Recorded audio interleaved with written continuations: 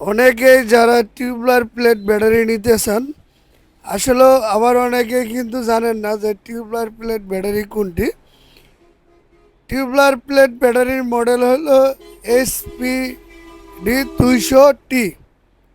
এটি হলো flat tubular plate battery, যেখানে লেখা আছে SPD 200T এবং 24 মাসের রিপ্লেসমেন্ট গ্যারান্টি।